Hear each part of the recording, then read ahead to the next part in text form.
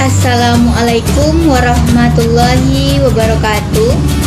Saya Putri Cemala dari kelompok 1 dan anggotanya adalah Nur Hidayah Nasution, Ahmad Syihabuddin dan Ilham.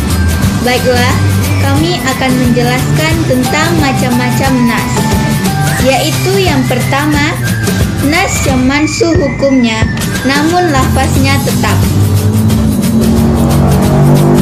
Inilah jenis nas yang mansuh paling banyak, yaitu hukum syar'i dihapuskan, tidak diamalkan namun lafaznya tetap.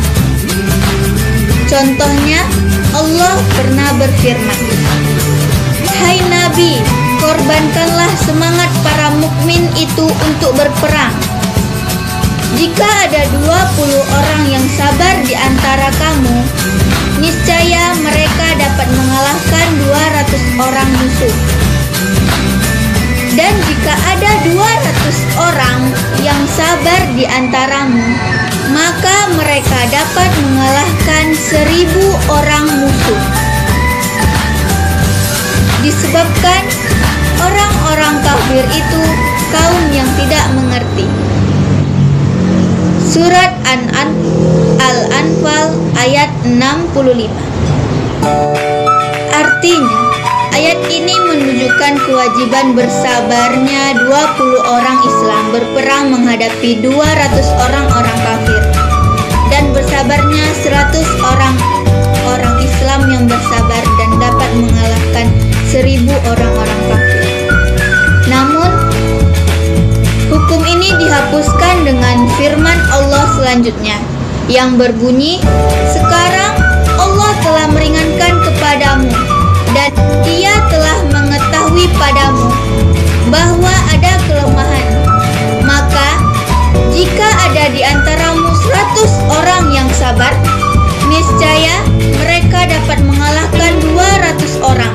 Dan jika di antaramu ada 1000 orang yang sabar, niscaya mereka dapat mengalahkan 2000 orang, dan Allah beserta orang-orang yang sabar." Surat Al-Anfal ayat 66. Abdullah bin Abbas berkata, ketika turunnya firman Allah, "Jika ada 20 orang yang sabar di antara kamu, niscaya mereka dapat mengalahkan 200 orang musuh." Surat Al-Anfal ayat 65. Hal itu berat atas umat Islam, yaitu ketika diwajibkan atas mereka bahwa satu orang tidak boleh lari menghadapi 10 musuh, kemudian datanglah keringanan. Allah berfirman, "Sekarang Allah telah meringankan kepadamu dan Dia telah mengetahui padamu bahwa ada kelemahan. Maka jika ada di antaramu 100 orang yang sabar, niscaya mereka dapat mengalahkan 200 orang."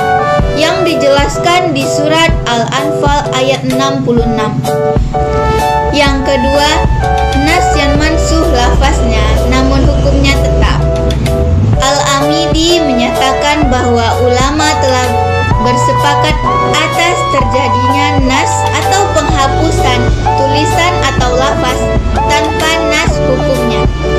Berbeda dengan anggapan kelompok yang menyendiri dari kalangan Mu'tazilah. Contoh jenis nas ini adalah ayat rajam. Apakah kalian tahu rajam? Di Aceh masih menggunakan hukum rajam, yaitu mencambuk orang-orang yang memiliki kesalahan seperti berhubungan dengan suami orang atau dengan istri orang. Baiklah, saya akan menjelaskan selanjutnya. Umar bin Khattab berkata, "Sesungguhnya aku khawatir zaman akan panjang terhadap manusia, sehingga seseorang akan berkata, 'Kita tidak mendapati rajam di dalam kitab Allah,' sehingga mereka menjadi sesat dengan sebab meninggalkan satu kewajiban yang telah diturunkan oleh Allah. Ingatlah, sesungguhnya rajam adalah hak atas orang yang berzina dan dia telah menikah. Jika bukti telah tegak atau ada kehamilan atau ada pengakuan, Sufyan berkata, "Demikianlah yang aku ingat. Ingatlah, Rasulullah Shallallahu Alaihi Wasallam telah melakukan rajam, dan kita telah melakukan rajam setelah beliau." Hadis diriwayatkan oleh Bukhari. Adapun lafaz ayat rajam yang berbunyi, laki-laki yang tua yang sudah menikah dan wanita yang sudah tua atau yang sudah menikah, jika berzina, maka rajamlah keduanya sungguh-sungguh sebagai hukuman yang mengandung pelajaran dari Allah, dan Allah Maha Perkasa dan Maha Bijaksana. Baiklah, selanjutnya nas yang mansuh hukumnya dan lafaznya akan dijelaskan oleh teman saya Nur Hidayah Nasution. Kepadanya dipersilahkan. Assalamualaikum warahmatullahi wabarakatuh. Perkenalkan, nama saya Nur Hidayah Nasution, NIM 119103201196.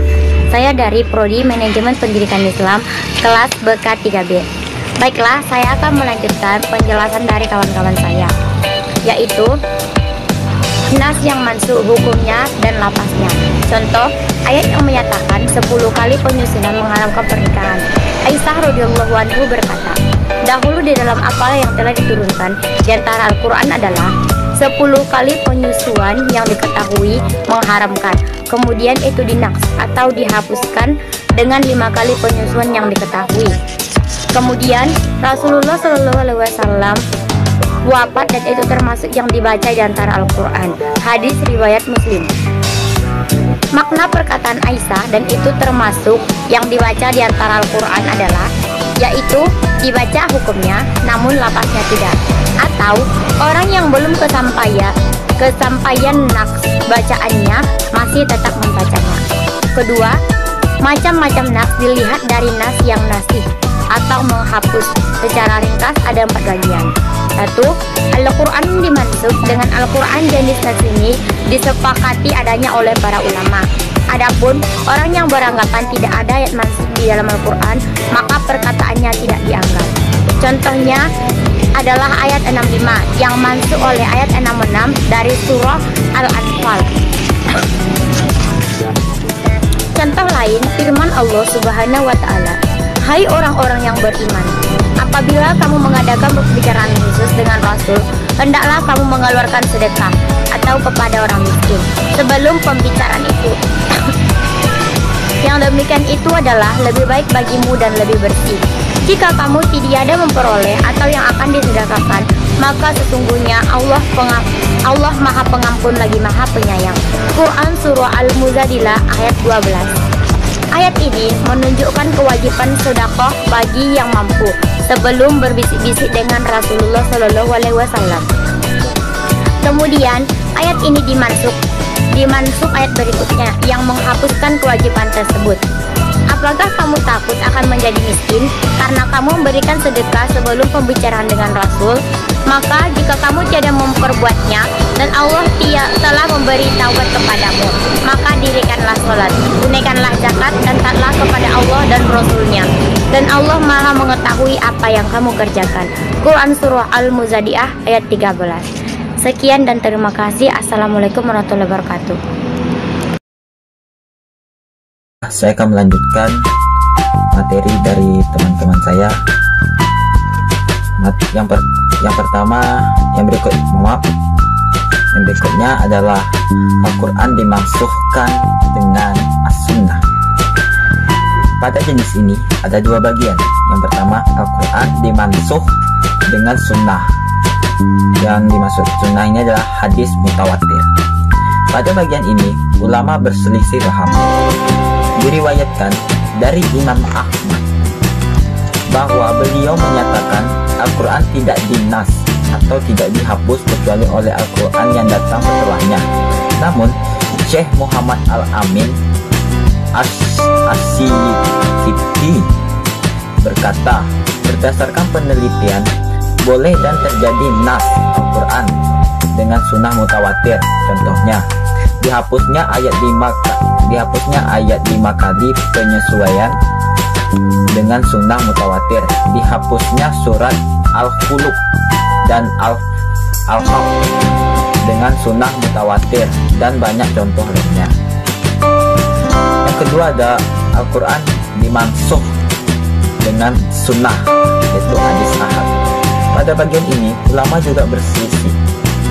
Yang rajih dan terjadi contohnya firman Allah, katakanlah, aku tidak mendapati dalam wahyu yang telah diwahyukan kepadaku sesuatu yang diharamkan bagi orang yang hendak memakannya, kecuali kalau memakan itu bangkai atau darah yang mengalir atau daging babi, karena sesungguhnya semua itu kotor, atau binatang disembelih atas nama selain Allah.